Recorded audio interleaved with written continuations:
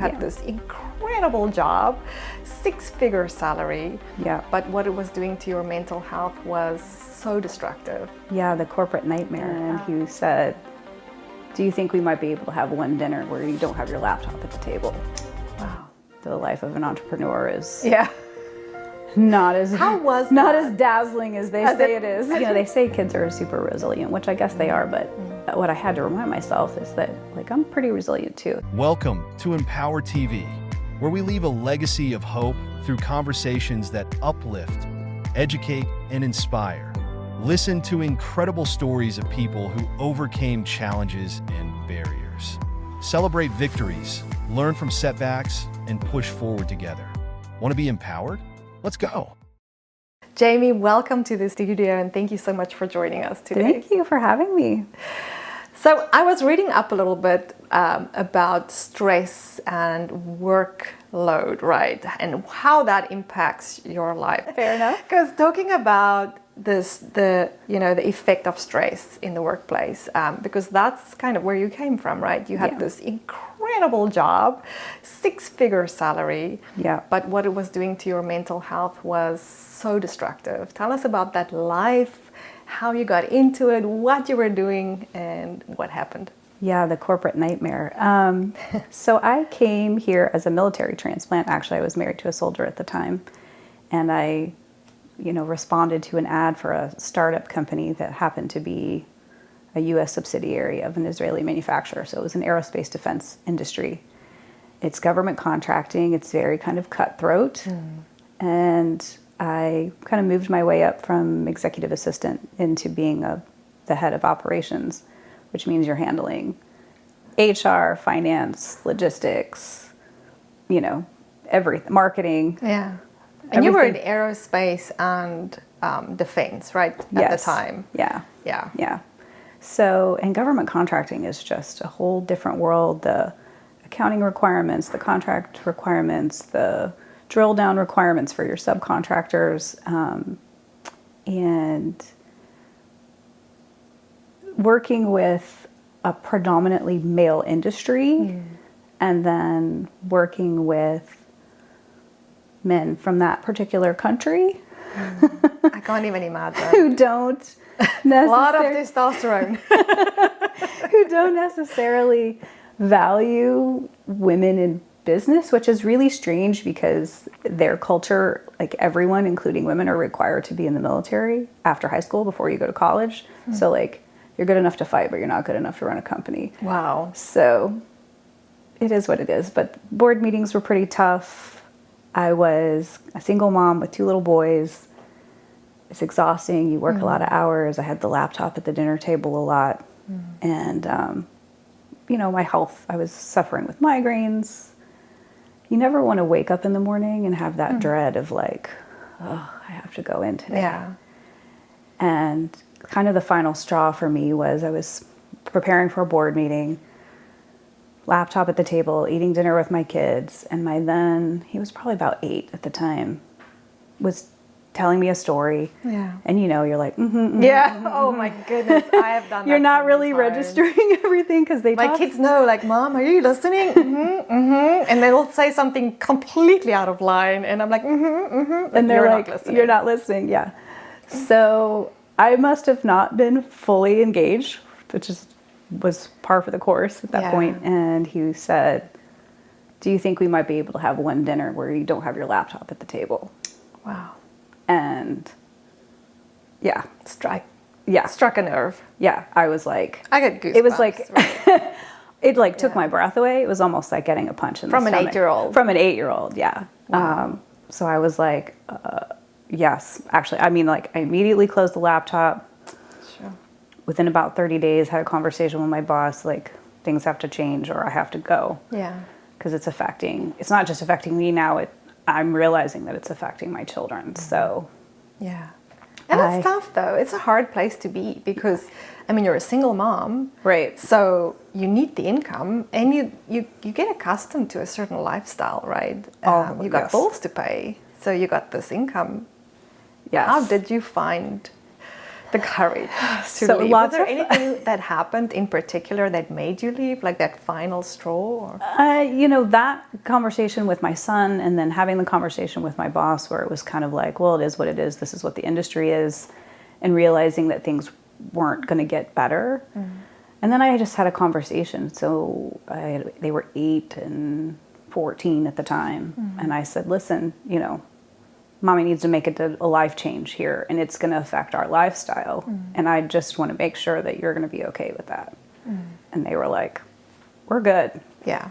So I resigned. I worked as a contractor for 3 months to kind of help close out everything, hire new people, you know, get everything. I didn't want to leave anyone that I had hired stranded. So I wanted to make sure they were all set up before I left. And then I started my own consulting company. I love how you did that. I love how you had that conversation with your family, right? Saying, all right, kids, this is what needs to change, but this is how it's going to affect us, right? Are you all ready for it? Yeah. Because that's really cool. Because I feel like when you do that, that gets the kids on board. Yeah. And we kind of had a similar conversation in our home when we lost, you know, almost everything. I would imagine, yeah. And decided, are we going to, you know, what are we going to do? And we decided, like, you know, through prayer and through a lot of people, you know, coming to us saying they've got prophetic words, you know, we got to go to America. We went to the kids and say, well, listen, this is what we got. Are you guys all in on this? Because this is how it's going to be, right? Yeah, this is how it's going to affect big shift in their life. It's huge. Yeah. Because we had like huge homes. We had staff working for us, cleaning the home, cooking, being everything we needed. And all of a sudden, you know, life changed and that affected everybody. We left everything. We had 2 suitcases. That's all we took. And as teenagers, they had to be on board for that. Otherwise, it's too traumatizing. Yeah, and then that's a it's powerful tough. Yeah, thing. it's tough for you as the parent to kind of push through with this sort of leap of faith when you feel like you drug your kids through the mud to get there. Whereas if they're, you know, kind of walking with you, then it's a little easier. And they were a little more engaged. I'm like, I'm going to need a little more help, you know, with things. And Yeah. so we're not going to have all those fancy dinners and fancy nobody's cleaning the food. house. Nobody's cutting the grass. Yes, it's us. It's us. Yes. Nobody's That's just cleaning. all changed right now. Yeah. And it was amazing. I was surprised at how wonderful my kids were about everything. And I feel like it's because we had those conversations beforehand. Everybody had agreed around the table.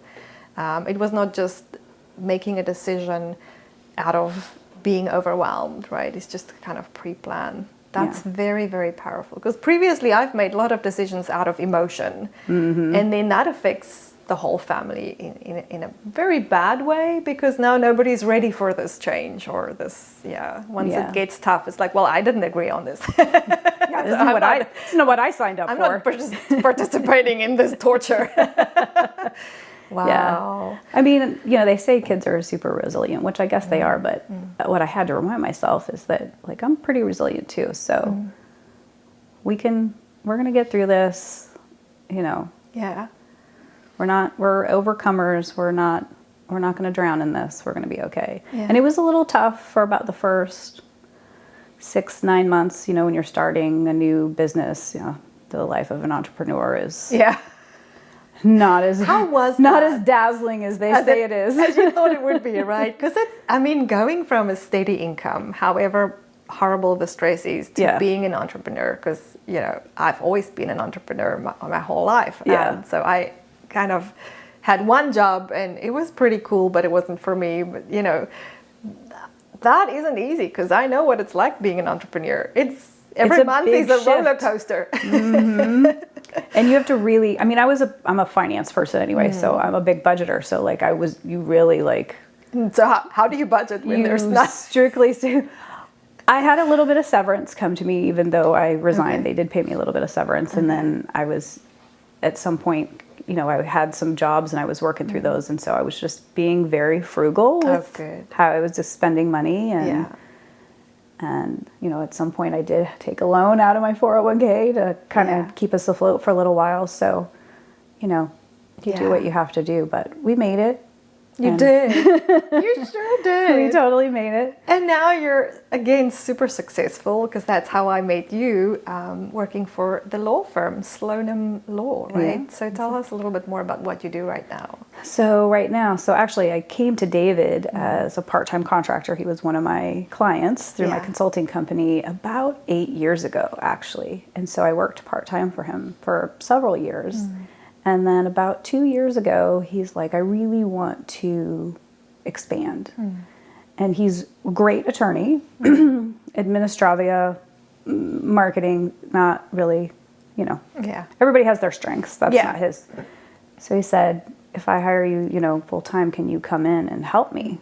So 2 years ago, I came in as a full-time employee and put in a lot of infrastructure that hadn't been there before, because in order to build something, you have to have a foundation. So we have to put in an infrastructure of lots of processes and procedures and employee manuals and job descriptions, and changed a lot of the software to make it integrate and make things flow a little easier, because we have a pretty limited staff. So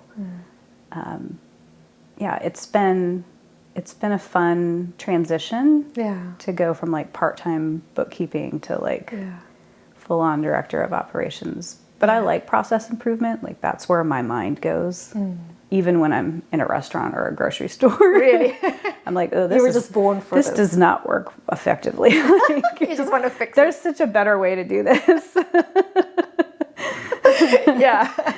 And that's wonderful, right? That you can come alongside him, because, I mean, a lot of times people in business, they have the skill of what they're doing and they're very good at it. But now they have to run a company, be a business owner or an entrepreneur or whatever the case is. And I mean, that is a whole different set of skills. I feel like that's the reason why a lot of businesses fail. Absolutely. Because if you don't have those skills... And that was what made me start my consulting company, because when I started with the aerospace defense company, it was a startup. Like it was like literally like a laptop on a folding table. So I helped set it up from like tax ID, IT infrastructure, bought the furniture, like you name it. I set up that entire office and business. And then I realized, like, this is why people fail, because they're so focused on the service or the product, which is what they're good at, that they don't put in place all of this infrastructure that helps support all of that. So, like, Yeah. It's like riding a car without certain parts, right? At some stage, it's not going to work. It's not going to work. Well, there's a Bible verse, right, about having a solid foundation, like on rock instead of sand. Instead of on sand. Because when the water comes, it washes away. It washes it away. It washes away. So, for sure. Yeah. Is that where you find most of your strength from? I think so. Like, your faith. My business website actually has that verse on it from Matthew, about building a solid foundation. And if you don't have a solid foundation within you, then to try to overcome obstacles, especially as an entrepreneur, I don't know how anyone could get through it otherwise, because I'm pretty good at consistent prayer, but I was a fanatical prayer during the time of starting that business and transitioning, and even making the decision to go from working my consulting company and sort of letting go of some of my clients to work full time for David. Like, that's a whole other... Those jumps, those leaps of faith. Right? Leaps of faith. How do you do it if you don't have faith? I don't know. I don't know. Like, it's the only thing that really...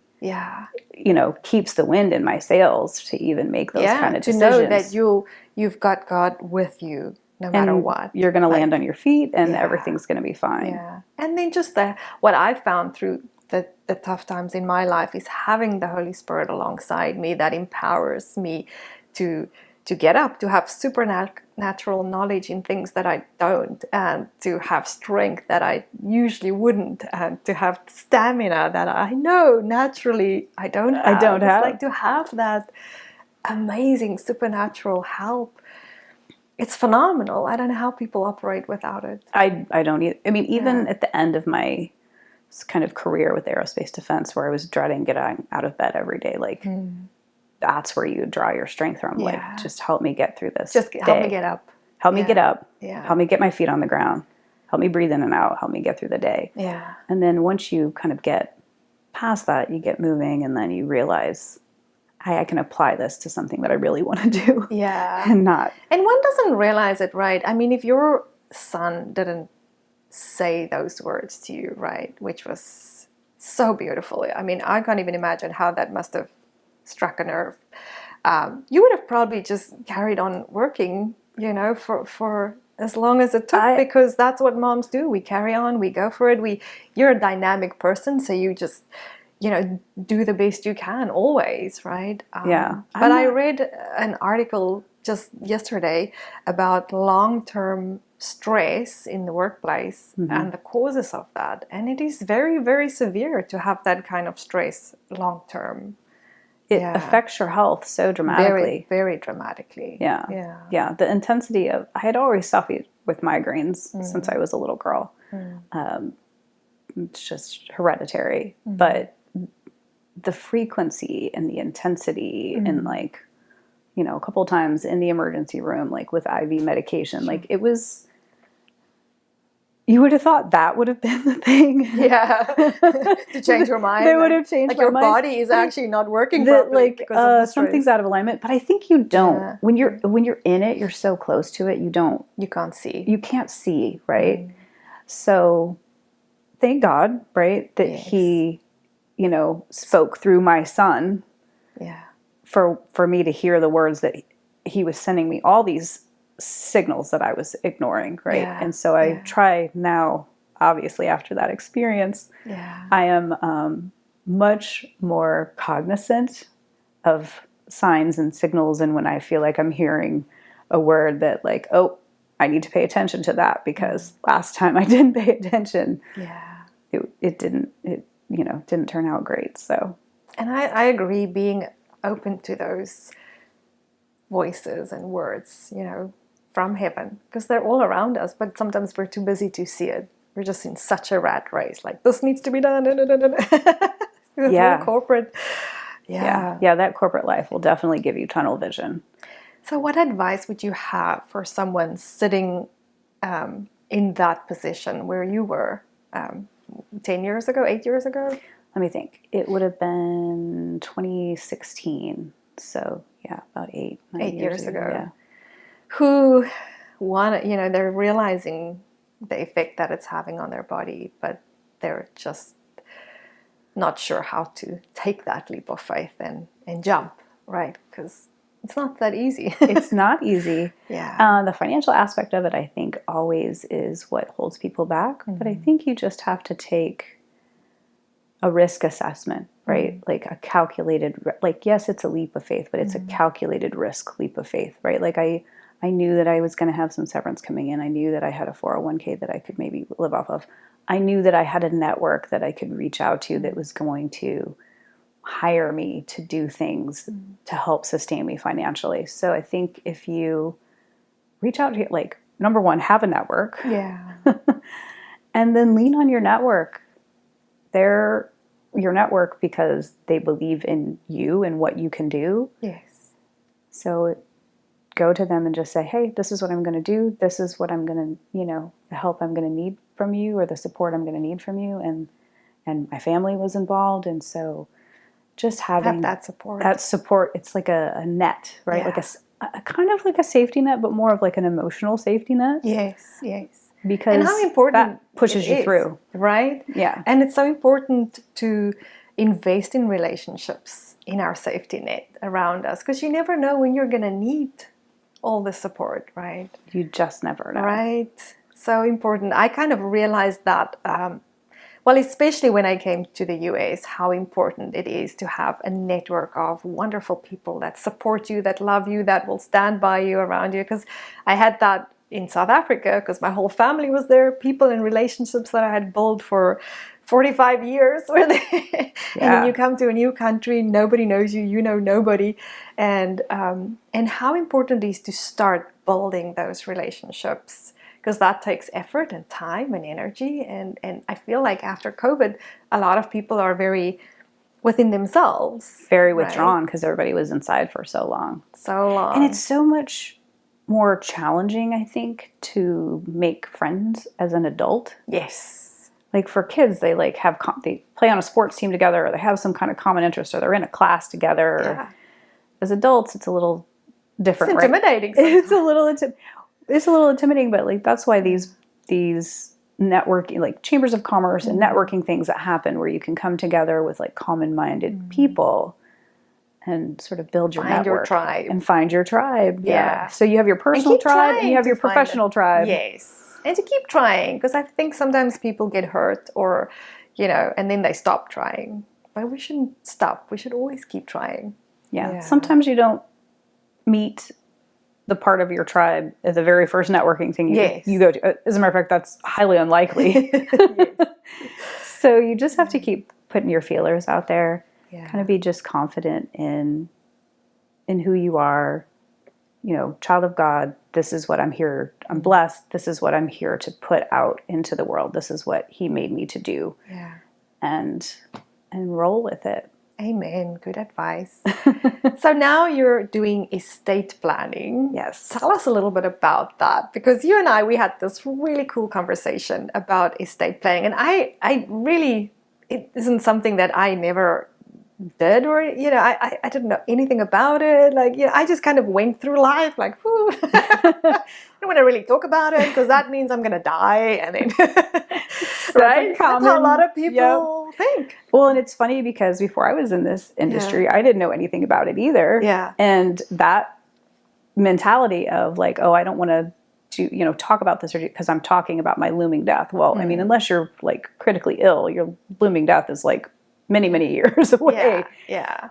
I think the importance of the estate planning is it gives you peace of mind. So, with the wills and the trusts and the powers of attorney and like the healthcare surrogates, living wills, as far as like what decisions you want to be made, like if you want to be on life support, do not resuscitate, how you want your assets distributed. If you pass away while your children are young, who do you want to take care of them? Like it's so important to have this sort of guidebook for the people that are left behind to honor your wishes, and maybe even continue your legacy. Sometimes it's, continuing to contribute to some kind of nonprofit or charitable situation. So, and it's expensive when you don't have documents in place. If people pass away without a will, everything has to be probated. The state of Florida, the rate is 3% of the estate value. So sure. So there goes. Do that math. Wow. Yeah, especially if you have a lot, right? Especially if you have a lot, right? Yeah. So you could spend, $3,000 or $4,000 on a very inclusive set of estate planning documents that's going to protect everything and not have things go to probate, or you can spend tens of thousands of dollars. Yeah. Well, not you, actually your family members, and it comes out of your estate, and then that's less that can be distributed. And also, I've seen when people die, they're gone, so it really doesn't affect them that much. But the people who stay behind, they're the ones who suffer because they have to now deal with the loss of the person that they love who's not here anymore, plus all the admin problems. Then they have to navigate all this legal stuff that they don't really understand. Yeah. The other thing, once you're in trauma, now everything is traumatic. Your brain isn't even functioning properly. You've just lost your loved one, and now you got to deal with all that as well. So it's funny that you say that about the emotional thing, because we try to do the estate planning documents for people as early as possible, because unfortunately sometimes people get to a point where they're like sick in the hospital and they're like, oh, I need to do a document. But now you're making emotional decisions instead of rational decisions. Powerful. So we really want to get people early on. You change them every 5 or 6 years as your circumstances change. And then you don't leave this really heavy burden of mourning a death and then navigating this legal system that nobody really knows or wants to know. Yeah. And the other thing is, not all families get along. Yeah. And so if you have a will or a trust in place, then you can sort of mitigate the fighting. Okay, that really helps. Yes, I agree. So It can really save a family and relationships. relationships. Yeah. Which I'm sure you've seen a lot, right? Yes. Death and divorce brings out the worst in people. Death and divorce. It's so true. I mean, even in our own family, I've seen that happen. And we're the most loving family ever. But when my granddad passed, and it's usually when someone has a lot, right? When you don't have anything, it's really not that hard. But when there was a lot to inherit, I mean, that was the only time I ever saw my family fight, right?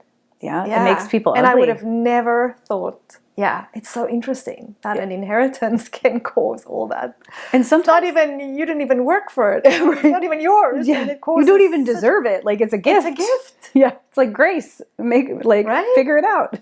Oh my goodness, it's so interesting. So I'm glad you mentioned like every 5 or 6 years to revise that and relook at it and redo it or add or, because that was going to be my next question is how often. So that's good advice. That's also. usually about every 5 or 6 years. People something transitions. You sell a house. A kid, is now older.